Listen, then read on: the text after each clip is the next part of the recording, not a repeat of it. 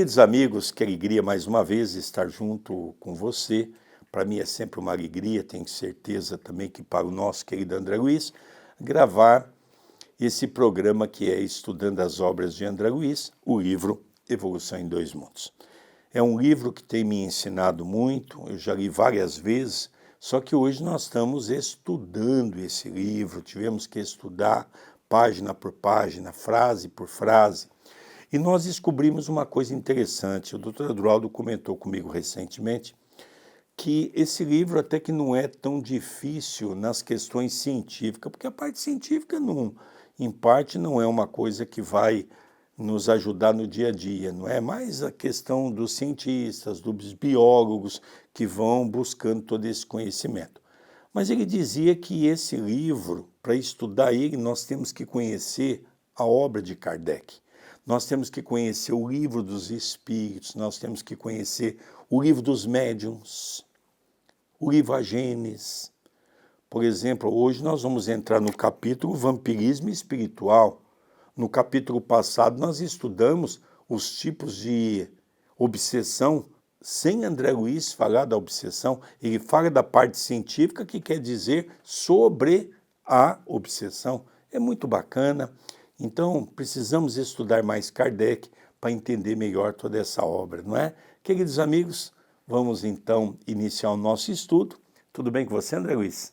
Tudo bem, querido Sérgio, mais um dia em que temos a felicidade de estarmos no estúdio da TV A Caminho da Luz, estudando um capítulo de o livro Evolução em Dois Mundos. Agradecemos a todos que interagem conosco, a todos que nos deixam mensagens tão carinhosas, o nosso muito obrigado, e que tenhamos hoje um estudo sob a orientação dos benfeitores amigos.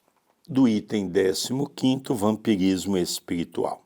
Inicia André Luiz, Parasitismo nos Reinos Inferiores. Comentando as ocorrências da obsessão e do vampirismo no veículo fisiopsicossomático, é importante lembrar os fenômenos do parasitismo nos reinos inferiores da natureza. Sem nos reportarmos às simbioses fisiológicas em que micro-organismos se albergam no trato intestinal dos seus hospedadores, apropriando-se-lhes dos sucos nutritivos, mas gerando substâncias úteis à existência dos anfitriões. Encontraremos a associação parasitária no domínio dos animais, à maneira de uma sociedade na qual uma das partes, quase sempre, após insinuar-se com astúcia, criou para si mesma vantagens especiais, com manifesto prejuízo para a outra, que passa em seguida à condição de vítima. Em semelhante desequilíbrio, as vítimas se acomodam, por tempo indeterminado, à pressão externa dos verdugos. Contudo, em outras eventualidades, sofrem-lhes a intromissão direta na intimidade dos próprios tecidos, em ocupação impertinente, que às vezes se degenera em conflito destruidor e, na maioria dos casos, se transforma num acordo de tolerância, por necessidade de adaptação, perdurando até a morte dos hospedeiros expoliados, chegando mesmo a originar os remanescentes das agregações imensamente demoradas no tempo, interferindo nos princípios da hereditariedade, como raízes do conquistador, a se entranharem nas células que lhes padecem a invasão nos componentes, protoplasmáticos, para além da geração em que o consórcio parasitário começa. Em razão disso, apreciando a situação dos parasitas perante os hospedadores, temo-los por ectoparasitas quando limitam a própria ação às zonas de superfície e endoparasitas quando se alojam nas reentrâncias do corpo a que se impõem. Não será lícito esquecer, porém, que toda simbiose exploradora de longo curso, principalmente a que se verifica no campo interno, resulta de adaptação progressiva entre o hospedador e o parasita, os quais, não obstante, reagindo um sobre o outro, lentamente, concordam na sociedade em que se persistem, sem que o hospedador considere os riscos e perdas a que se expõe, comprometendo não apenas a própria vida, mas a existência da própria espécie. Então, o capítulo de hoje é vampirismo espiritual. Fomos pegar o significado da palavra utilizada comumente dentro do meio espírita para facilitar, lembrando que André Luiz já explicou em outras de suas obras a respeito do vampirismo, e lembrando também que o próprio codificador também já foi dando início a essa temática. Kardec não pôde dizer tudo, fez e realizou o que o seu tempo, a sua época, permitiu. E olha que já fez muito. Então, sobre o vampirismo espiritual. O termo vampirismo é empregado no estudo espírita para designar metaforicamente, o processo de parasitismo psíquico, em alusões aos parasitas descritos pela biologia, que são organismos que vivem em associação com outros organismos, dos quais sugam os nutrientes para a sua sobrevivência. Então, os vampiros espirituais sugam a energia do encarnado. Lembrando também que existe a vampirização de espírito para espírito. Mesmo não havendo a energia vital, estão ali vampirizando a mente, a vontade, o desejo de uma outra entidade, também sem o recurso do corpo físico. Quando não há um controle, existe até a questão dos ovoides, não é? Que são processos de vampirizadores que são magnetizados por criaturas de alto conceito de conhecimento de magnetização e hipnose, e nós vimos isso em um livro de André Luiz, e esses ovoides são colocados ao lado da cabeça da pessoa e automaticamente tirando todas as suas energias e enfraquecendo o seu corpo gradativamente pelo pensamento negativo. Então, começamos agora a fazer uma incursão com André Luiz. O primeiro item que vimos, que estamos vendo, é o parasitismo nos reinos inferiores. Antes de falarmos do parasitismo, como foi o término do capítulo passado, processo obsessivo, por exemplo, seja o simples, a fascinação, a subjugação, aqui ele começa a nos dizer no reino inferior. Depois, daqui a pouco, nós vamos ver as transformações dos parasitas. Ainda veremos hoje transformações dos hospedeiros, tudo em relação ao reino inferior, culminando no reino hominal. Vemos a obsessão e o vampirismo, infecções fluídicas, parasitas ovoides, que é o que o meu pai há pouco mencionou, parasitismo e reencarnação, terapêutica do parasitismo da alma, tudo no dia de hoje, é um capítulo maior. Então vamos ver ainda todos esses itens mostrando como pano de fundo o vampirismo. Vamos para transformações dos parasitas. Temos, assim, na larga escala dos acontecimentos dessa ordem, os parasitas temporários, quais as sanguessugas, e quase todos os insetos hematófagos, que apenas transitoriamente visitam os hospedadores. Os ocasionais ou os pseudoparasitas, que sistematicamente não são parasitas, mas que vampirizam outros animais, quando as situações do ambiente a isso os conduzam.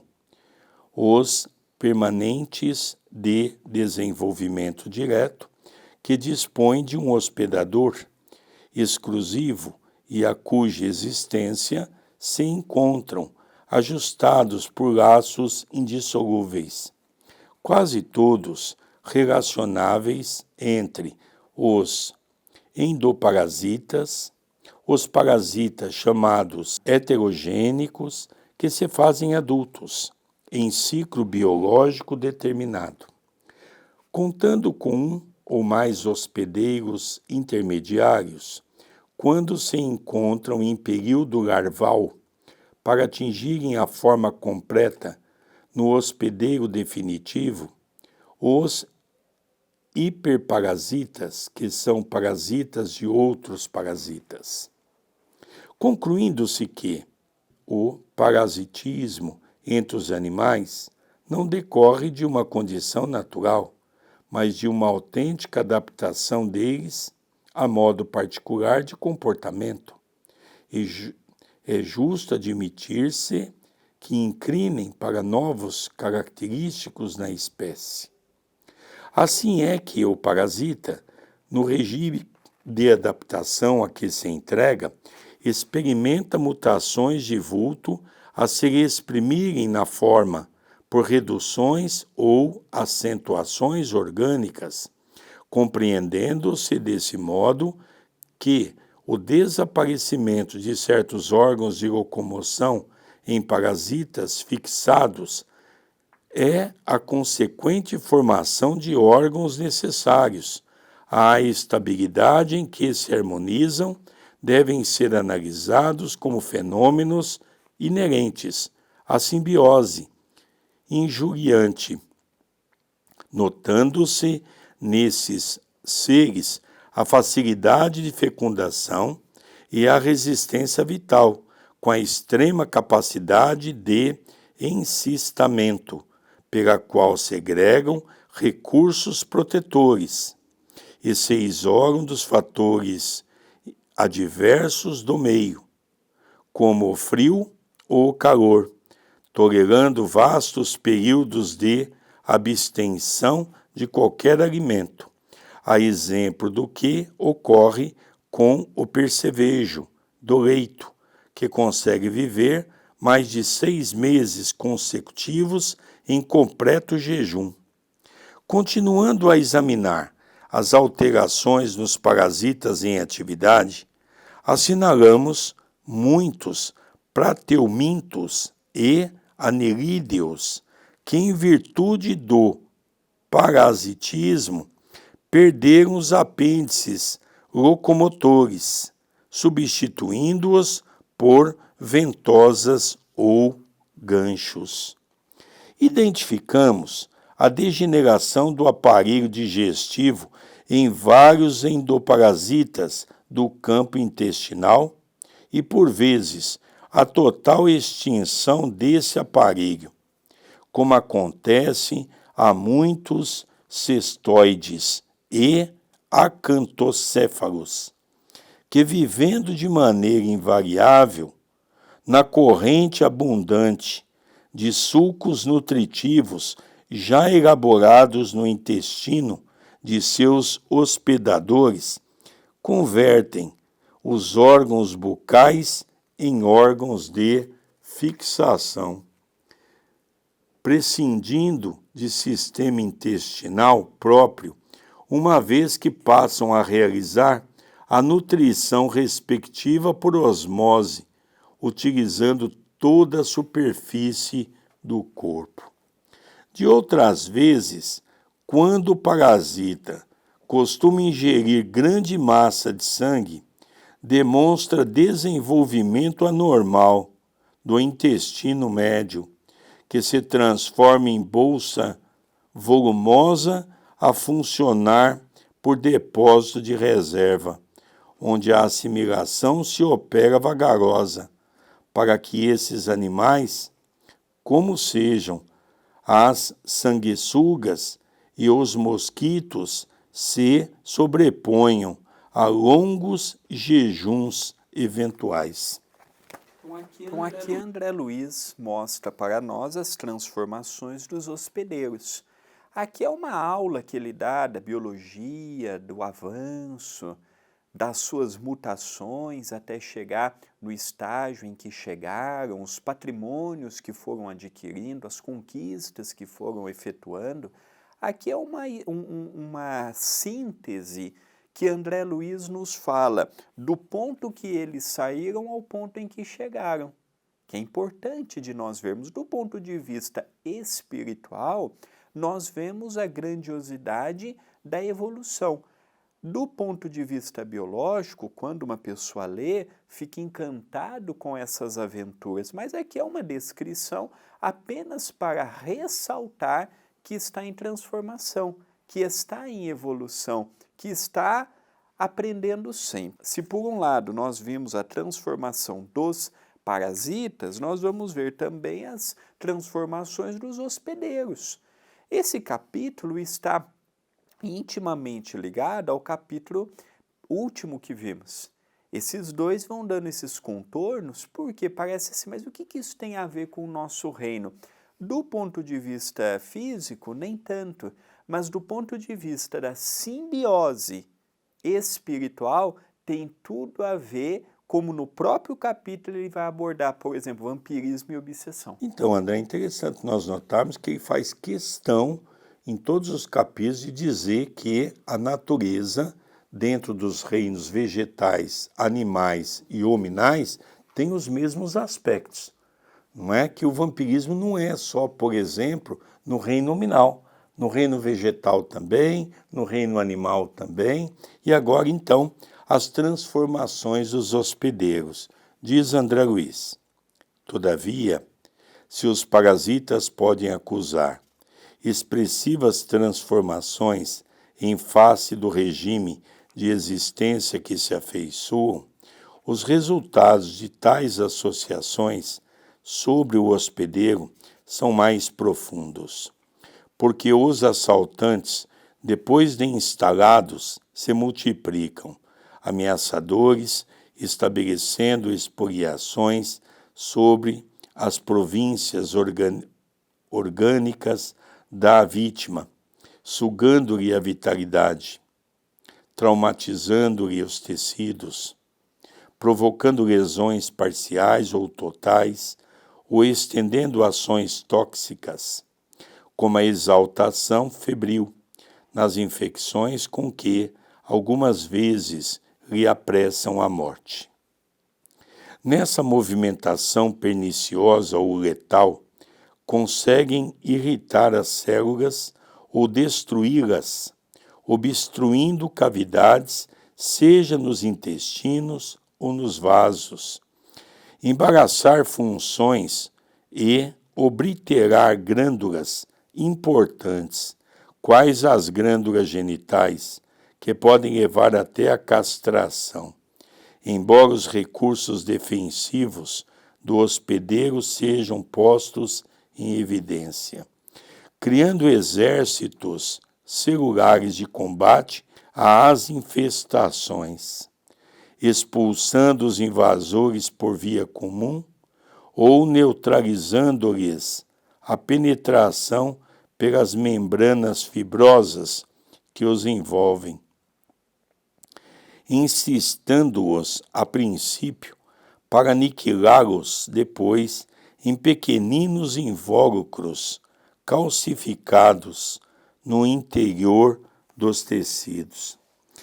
E lembrando os efeitos de certos parasitas heterogênicos que se desenvolvem no hospedeiro intermediário para alcançar a posição adulta no hospedeiro definitivo, bastará menção especial aos tripanossomas, que em espécie vária se multiplica nos tecidos e líquidos orgânicos, traçando aflitivos problemas da parasitologia humana em complicadas operações de transmissão, evolução e instalação no quadro fisiológico de suas vítimas.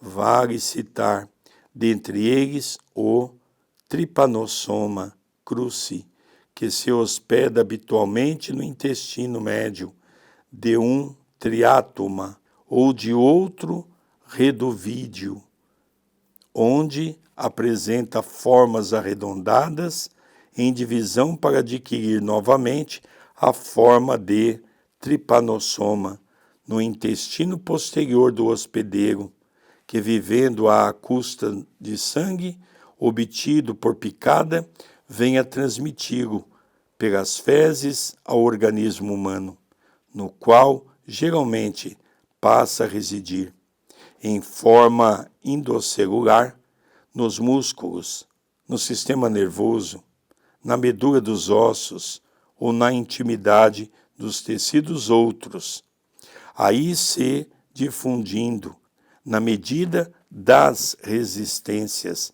que lhe ofereça o mundo orgânico, desempenhando o papel de carrasco microscópico a perseguir e aniquilar populações indefesas.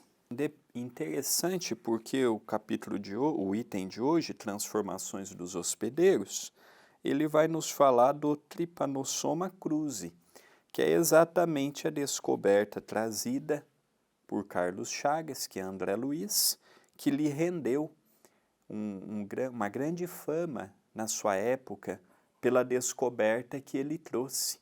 Então, só para nós entendermos um pouco o que vem a ser esse Trypanosoma cruzi. Trypanosoma cruzi é um protozoário flagelado da família Trypanosomatidae. É o agente epidemiológico da doença de Chagas.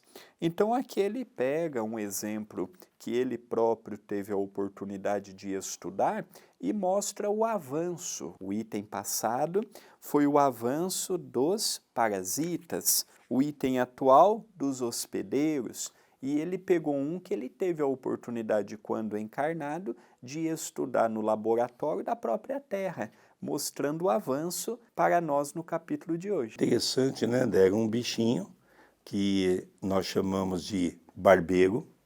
Esse bichinho, ele nos pica, o seu veneno corre pela nossa condição sanguínea, vai até o coração, e o coração fica infectado e começa a crescer, e vai crescendo, então levando a pessoa à morte. E logicamente nós tínhamos, não só no Brasil, como na Índia, na África, uma incidência de muitas mortes por causa do barbeiro, aonde então André Luiz traz a cura que nós chamamos hoje a doença de Chagas, que é uma homenagem que foi dado ao nosso Dr. Carlos Chagas, que nós estamos falando dele nessa obra, porque Carlos Chagas assina essa obra com o nome pseudônimo de André Luiz. Agora nós vamos ver um pouquinho, já agora entrando na parte dos homens, não é? Obsessão e vampirismo. Agora é uma coisa que nós vamos estudar de uma maneira mais profunda, porque está dentro daquilo que nós temos, em especial, no livro dos médiuns, onde o professor Allan Kardec estuda de maneira belíssima para todos nós a questão da obsessão. Obsessão e vampirismo. Em processos diferentes, mas atendendo aos mesmos princípios de simbiose prejudicial, encontramos os circuitos de obsessão e de vampirismo entre encarnados e desencarnados. desde as eras recuadas, em que o espírito humano, iluminado pela razão, foi chamado pelos princípios da lei divina a renunciar ao egoísmo e à crueldade, à ignorância e ao crime. Rebelando-se, no entanto, em grande maioria contra as sagradas convocações e livres para escolher o próprio caminho, as criaturas humanas desencarnadas, em alto número, começaram a oprimir companheiros da retaguarda, disputando afeições e riquezas que ficavam na carne ou tentando empreitadas de vingança e delinquência, quando sofriam o processo liberatório da desencarnação em circunstâncias delituosas.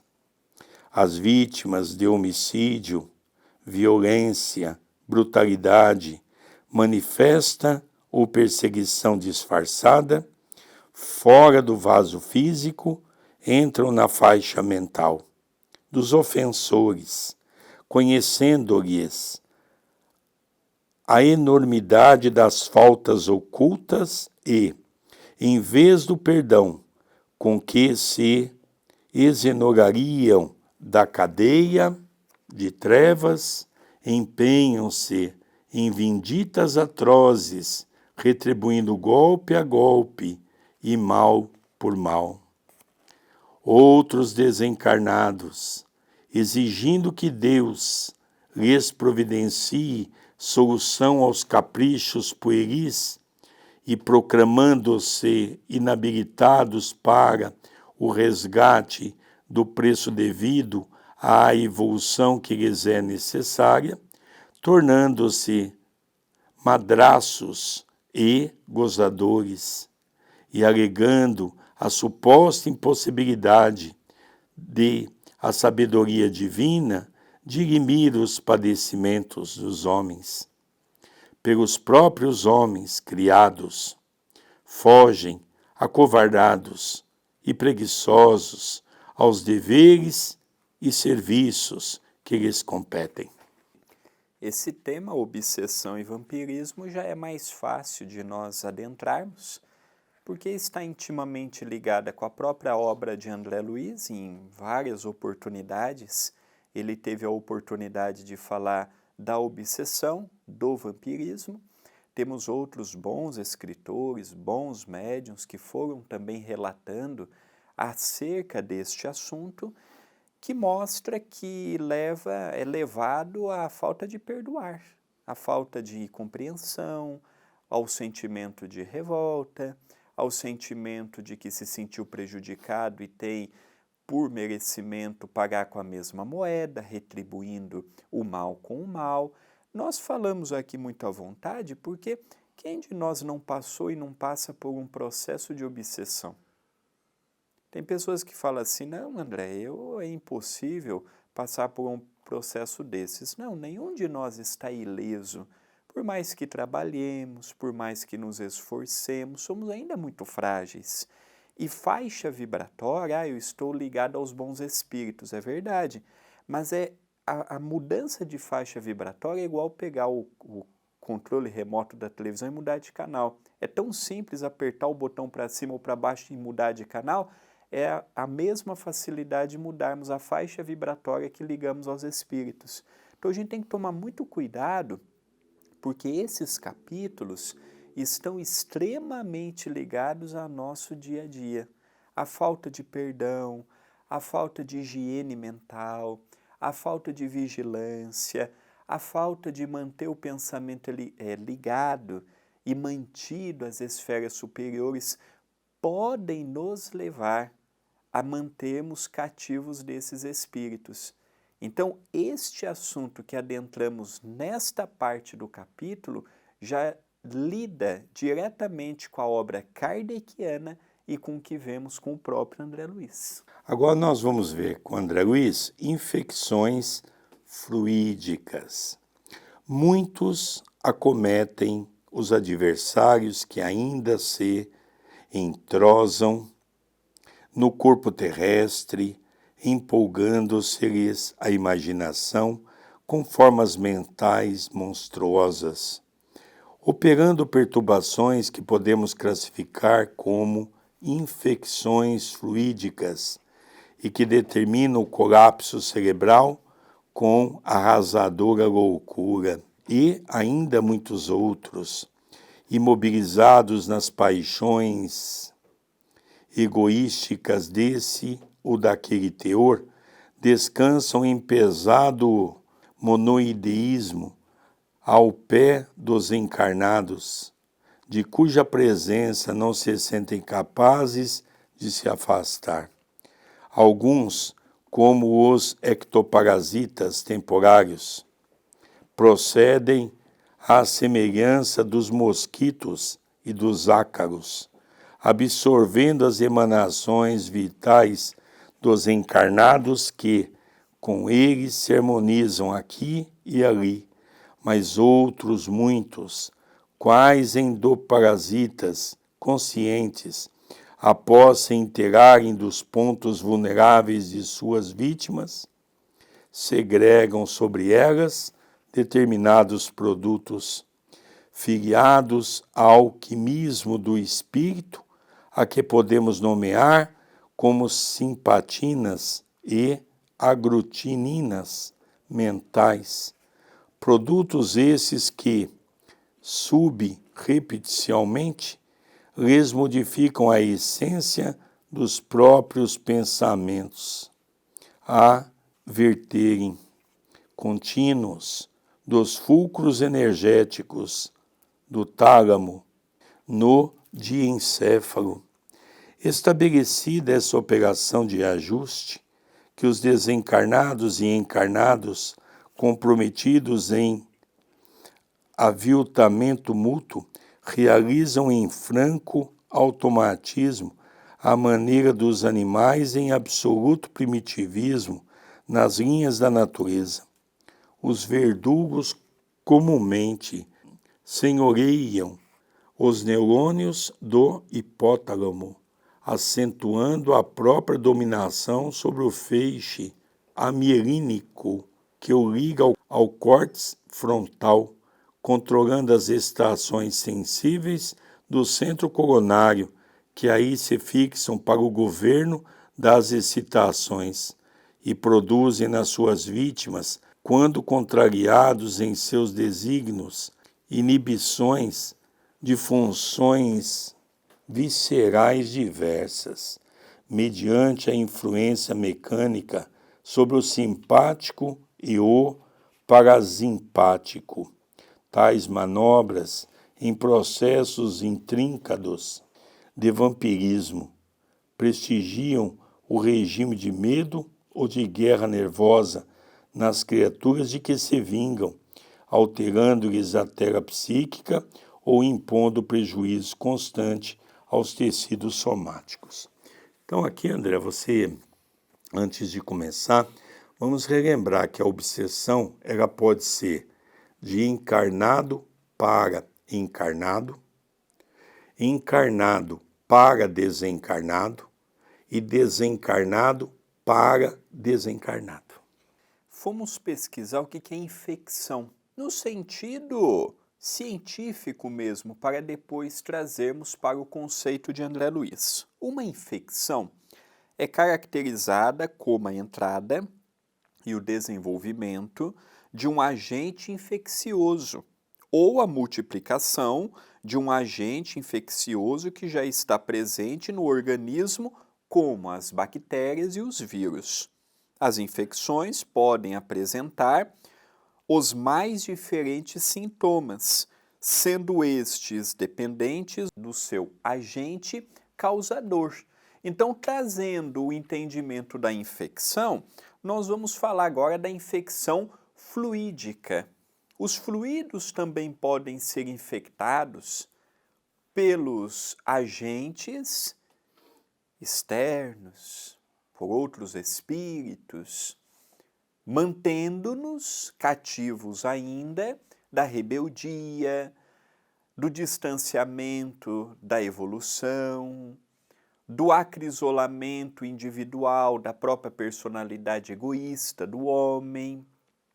Não estamos terceirizando, não estamos aqui dizendo que é tudo causa dos obsessores. Não, porque eu vou dar o espaço que eu desejo a eles na minha vida. Mas aqui André Luiz nos mostra o quanto pode ser nociva o que ele classifica como infecções fluídicas e que determinam o colapso cerebral com arrasadora loucura. Tem uma mensagem no Evangelho, segundo o Espiritismo, quando nos fala exatamente desses momentos de loucura, esses momentos de colapso nervoso que nós passamos, que se nós olhássemos como ficamos naqueles instantes, nos assustaríamos, porque pareceríamos monstros. Então, olha a ausência de vigilância, a ausência de espiritualidade, o que pode nos levar. André, infecções fluídicas também, eu queria chamar a atenção de um processo muito comum nas casas espíritas, mas que nós precisamos repensar sobre essa questão, a questão do passe. Nós precisamos ter a certeza que naquele dia que nós vamos aplicar passe, nós estaremos bem. Isso é de suma importância. Se eu passei um dia atribulado, cheio de problemas, com intromissões de pensamentos voltados do mundo espiritual para tentar me prejudicar, como é que eu vou estar à noite, ao chegar ao centro espírita, para aplicar o passe? Eu consigo entrar no centro espírita, sentar, sentir a música, entrar naquela vibração, entrar naquela sintonia com os bons espíritos, para que eu possa fazer com que essa infecção seja liberada temporariamente. E aí eu ir para uma câmara de passe e aplicar um passe em condições? Porque eu vejo com muita preocupação, André, que o passe, ele não tem um estudo, uma coordenação.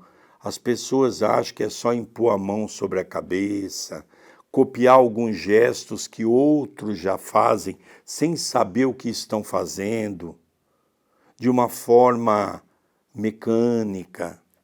Então nós temos que analisar a importância de um estudo sobre isso para que a gente possa auxiliar as pessoas com bons pensamentos, trocando os nossos fluidos positivos para auxiliar aqueles que chegam numa casa espírita repleto de problemas. Não que nós não tenhamos problemas, mas o estudo vai permitir que nós aprendamos a conviver com os nossos problemas, com as nossas dificuldades, mas ao mesmo tempo entremos em sintonia para ajudar o nosso próximo.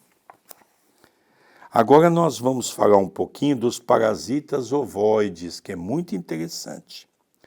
Inúmeros infelizes, obstinados na ideia de fazer injustiça pelas próprias mãos, ou confiados a vicioso apego, quando desafivelados do carro físico, envolve sutilmente aqueles que se lhes fazem objeto da calculada atenção e auto-hipnotizados por imagens de afetividade ou de esforço infinitamente repetidas por eles próprios, acabam em deplorável fixação monoideística, fora das noções de espaço e tempo, acusando passo a passo enormes transformações na morfologia do veículo espiritual.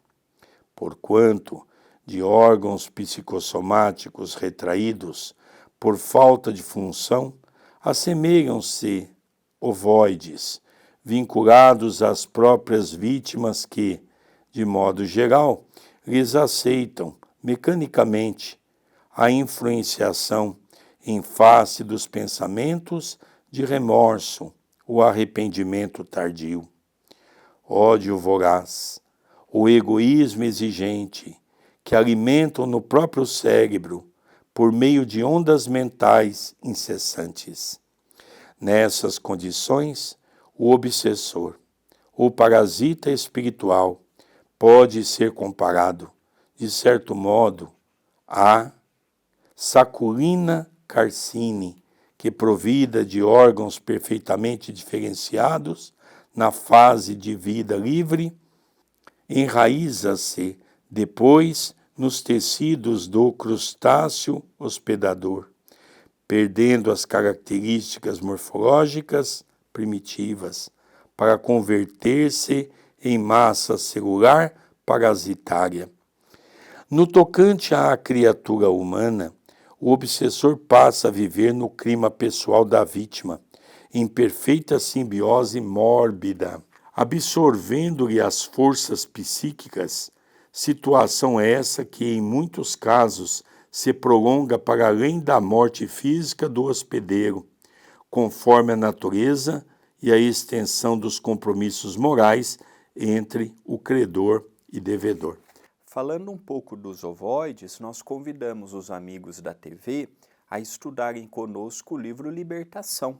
Lá André Luiz vai nos falar com mais propriedade, é uma das poucas obras também, diga-se de passagem, na literatura espírita, em que se há informações pormenorizadas a respeito dos ovoides. Sabemos que são espíritos inferiores que perderam a sua forma perespiritual, vivem sob o guante da hipnose, é do tamanho de um crânio, por exemplo, numa forma redonda, e são colocados por mentes maquiavélicas, seja próximos de um encarnado ou de um desencarnado, fazendo esta função de vampirismo.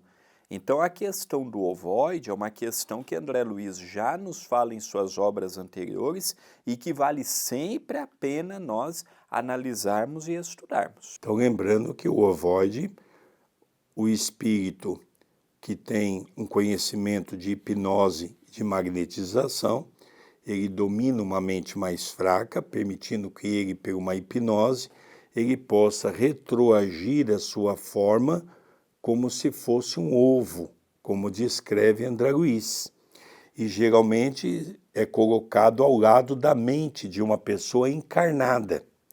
A função é que, por ele estar hipnotizado sobre o domínio de uma mente inferior, ele vai injetar o negativismo da mente do ovoide na mente do ser encarnado, extraindo as suas energias, extraindo as suas forças, permitindo que ele vá se enfraquecendo cada vez mais e ele passa a não ter as ideias muito certas, ele passa a não ter um raciocínio muito lógico, porque ele tem uma influenciação direta daquele espírito.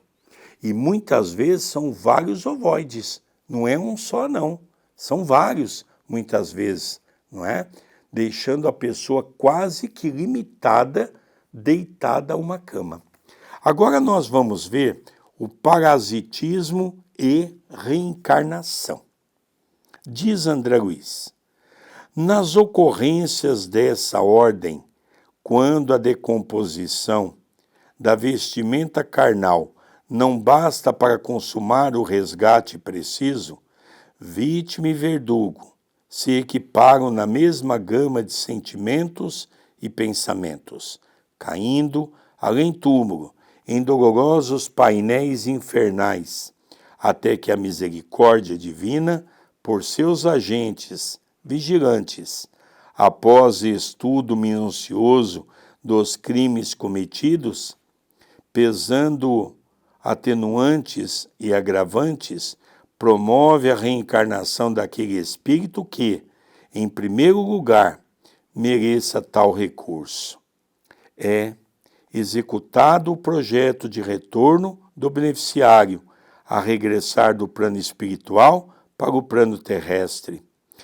Sofre a mulher, indicado por seus débitos à gravidez respectiva, o assédio de forças obscuras que, em muitas ocasiões, se reimplantam no vaso genésico por simbiontes que influenciam o feto em gestação, estabelecendo-se desde esta hora inicial da nova existência ligações fluídicas por meio dos tecidos do corpo em formação, pelas quais a entidade que reencarna, a partir da infância, continua enlaçada ao companheiro ou aos companheiros menos felizes, que integram com ela toda uma equipe de almas culpadas em reajuste. Desenvolve-se-lhe então a meninice, cresce, reinstrui-se e retorna à juvenilidade das energias físicas, padecendo, porém, a influência constante dos assediantes, até que, frequentemente por intermédio de uniões conjugais em que a aprovação emoldura o amor, ou em circunstâncias difíceis do destino, lhes ofereça novo corpo na terra, para que, como filhos de seu sangue e de seu coração, lhes devolva, em moeda de renúncia, os bens que lhes deve desde o passado próximo ou remoto. Em tais fatos, vamos observar situações quase idênticas às que são provocadas pelos parasitas heterogênicos, porquanto, se os adversários do espírito reencarnado são em maior número, atuam, muitos deles, à afeição dos tripanossomas, tomando os filhos de suas vítimas e afins deles próprios por hospedeiros intermediários das formas pensamentos deploráveis que arremessam de si, alcançando em seguida a mente dos pais ou hospedeiros definitivos, a inocular-lhes perigosos fluidos sutis com que lhes infernizam as almas, muitas vezes até a ocasião da própria morte. Então aqui André Luiz nos dá uma visão de que é necessária a reencarnação para que esses parasitas, que se tornaram espiritualmente parasitas, possam tomar consciência e seguirem sua evolução. Então, muitas vezes, esses parasitas que paralisam a sua jornada evolutiva para infernizar a vida dos outros, ou mesmo inconsciente, sob o agente de uma mente mais poderosa que a dele, ele é recolocado junto da própria família que ele perseguiu, que ele maltratou, que ele sugou, que ele subjugou, que ele vampirizou. Então a reencarnação é o meio que a espiritualidade tem de também amparar essas entidades. Não há na lei divina uma intromissão no livre-arbítrio. Se o espírito desejar continuar nessa forma por 1000 anos, 2000 anos, 10.000 anos, é respeitado. Tanto é que estamos vendo o êxodo planetário, muitos não estão atendendo às demandas mínimas para ficar no planeta Terra. Não há problema, só que vão continuar a sua evolução em outros orbes. Então André Luiz nos mostra que a lei divina ela não interage no livre-arbítrio do indivíduo. Ela não se mete no livre-arbítrio do indivíduo, mas também não permite que fique uma casa em que todos façam o que querem na hora que querem. Então a reencarnação, a volta, e não será apenas uma existência, vão ser muitas para que o espírito possa tomar consciência e se aprumar no caminho do... Então agora nós vamos para o último item desse capítulo, que é a terapêutica do parasitismo da alma, diz André Luiz. Importa, no entanto, observar que todos os sofrimentos e corrigendas a que nos referimos estão conjugados para as consciências encarnadas ou não, dentro da lei de ação e reação que a cada um confere hoje o equilíbrio ou desequilíbrio, por suas obras de ontem, reconhecendo-se também que assim como existem medidas terapêuticas contra o parasitismo no mundo orgânico, qualquer criatura encontra na aplicação viva do bem eficiente remédio contra o parasitismo da alma. Não bastará, porém, a palavra que ajuda e a oração que ilumina. O hospedeiro de influências inquietantes que, por suas aflições na existência carnal, pode avaliar da qualidade e extensão das próprias dívidas, precisará do próprio exemplo no serviço do amor puro aos semelhantes, com educação e sublimação de si mesmo, porque só o exemplo é suficientemente forte para renovar e reajustar a ação do bem genuíno, com a quebra voluntária de nossos sentimentos inferiores.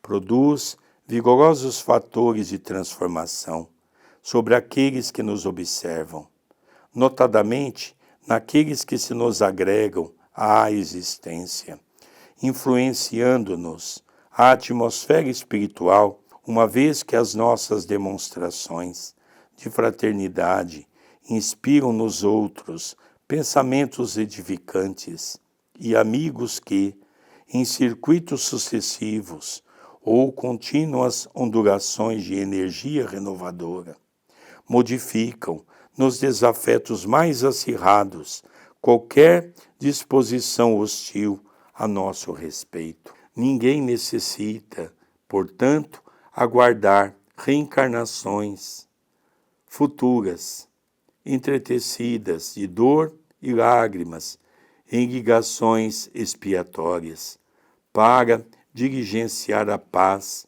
com os inimigos trazidos do pretérito, porque, pelo devotamento ao próximo e pela humildade realmente praticada e sentida, é possível valorizar nossa frase e santificar nossa prece, atraindo simpatias valiosas com intervenções providenciais em nosso favor.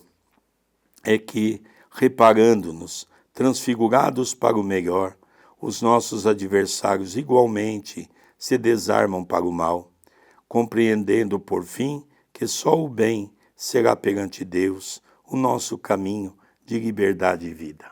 Uma mensagem trazida por André Luiz, escrita pelo médium Valdo Vieira, Uberaba, 19 de março de 1958.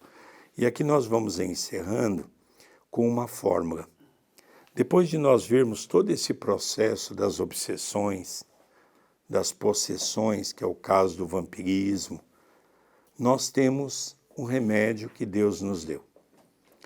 No capítulo 15º do Evangelho segundo o Espiritismo, tem como título central, fora da caridade não há salvação.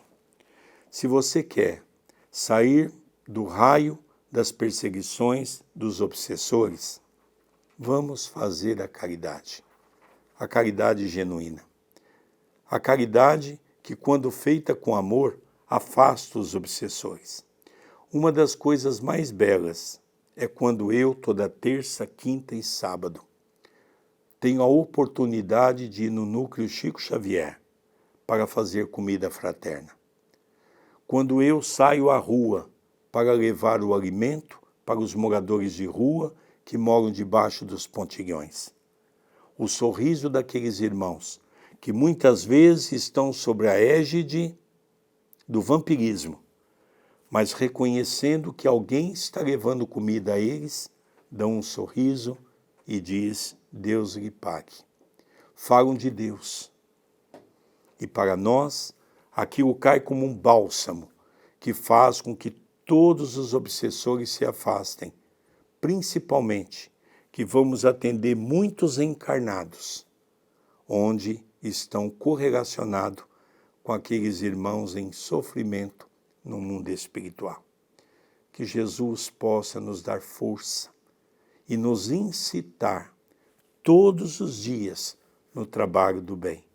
Que belíssima mensagem que André Luiz nos deu no dia de hoje. E também uma recomendação. mais vigilância, mais oração, mais cuidado com as entidades espirituais que vamos comungando o pensamento, mais prece, mais evangelho no lar, mais retidão, sempre importante, policiando assim dessas companhias indesejadas. Ao encerrar o vídeo de hoje, pedimos a sua ajuda, o gostei, o comentário no vídeo, o compartilhamento para os seus amigos, familiares. Se torne membro do canal e colabore com a realização e distribuição das 3 toneladas de comida por mês e se inscreva no canal. A sua ajuda ela é muito importante. Queridos amigos, nós vamos encerrando aqui, agradecendo a você por mais essa oportunidade de podermos estar juntos pela TV A Caminho da Luz. Dê o gostei, que é importante para a nossa página, e encerramos mais um programa que é Estudando as Obras de André Luiz, o livro Evolução em 2 Mundos. Um beijo no coração de todos e muita paz. Muita paz a todos, muita luz e até o próximo programa.